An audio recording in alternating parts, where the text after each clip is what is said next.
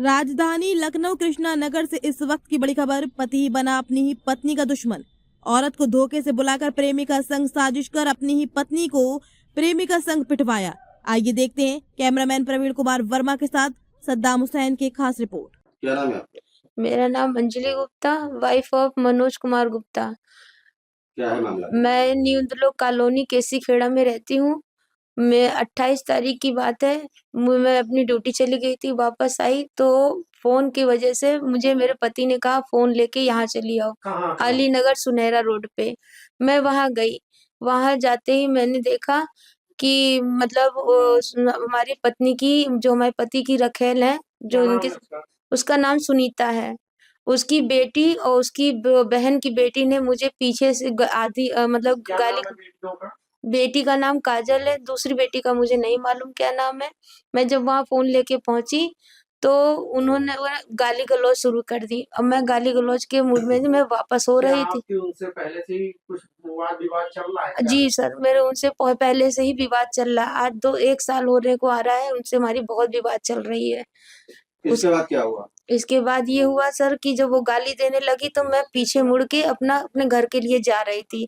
उसके बाद सुनीता की बेटी काजल और उसकी बहन की बेटी ने मुझे पीछे से डंडों से वार किया, जिसकी वजह से मैं इधर उधर हो गई। उसके बाद सुनीता ने मुझे आगे से प्रहार किया, मेरे सीने पे बैठ के मेरा गला दबाया और सुनीता की बेटी काजल ने मेरे गाल पे बहुत तेज दांत काटा, जिसकी वजह से मेरा ये वाला जबड़ा बहुत तेज डैमेज हो गया, जिसकी वजह से मेरा इधर का हिस्सा बहुत कम चल रहा है। थाने में आपने रिपोर्ट कराई? थाने में रिपोर्ट हमने बहुत पहले कराई थी। इस थाने की रिपोर्ट कराने के लिए मेरे पास समय नहीं था। उस समय एम्बुलेंस आई और मैं चली गई हॉस्पिटल में कितने दिन रही? हॉस्पिटल में मैं 3 दिन एडमिट रही। उसके बाद क्या हुआ? पुलिस प्रशासन से कुछ सहयोग मिला? कोई सजेशन नहीं मिला। बस 112 वाले पे कॉल आई थी कि मैम आपको सुविधा अच्छी मिली। हमने कहा सुविधा क्या मिली, जान बच गई तो बहुत कुछ बात है। पूरा एड्रेस क्या है? मेरा पूरा address new Indralok colony, Kesari Khera, Kanpur road, Lucknow. थाना कौन सा लगता है? थाना हमारा कृष्णा नगर लगता है। नहीं, जब आप हॉस्पिटल में थी क्या पुलिस आई? कुछ पुलिस आई थी।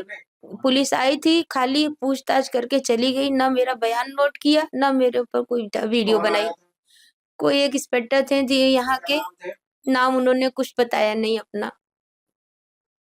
आपने, जब आप ठीक हो गई हॉस्पिटल से डिस्चार्ज होने के बाद, आप क्या थाने में कोई एप्लीकेशन दी आपने? हमने उसी दिन एप्लीकेशन दी थी, लेकिन उसकी कोई कार्रवाई नहीं हुई।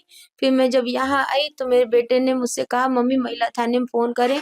महिला थाने कर्मी अभी सोच में पड़े थे कि कब मैं आऊं तो बयान लूं। कल भी बात हुई तो उन्होंने यही कहा आप ठीक हो जाइए तब मैं आऊंगी।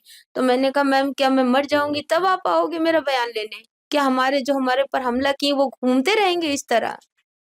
अब आप क्या चाहती हैं? अब मैं न्याय चाहती हूँ कि हमारे हिसाब से न्याय होना चाहिए कि जो हरकत इन्होंने की है उसकी क्या सजा इनको मिलनी चाहिए और क्या हमने गलती की हमारे पास।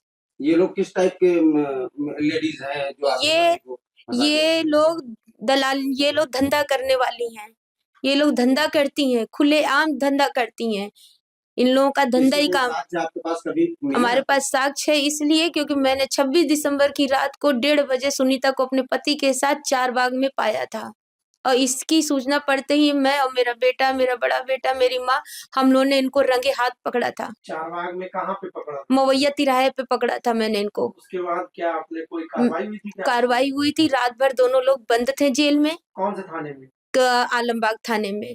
आलमबाग थाने की कोई आपके पास तहरीर होगी? हाँ है मेरे पास। हाँ वो मैंने की थी।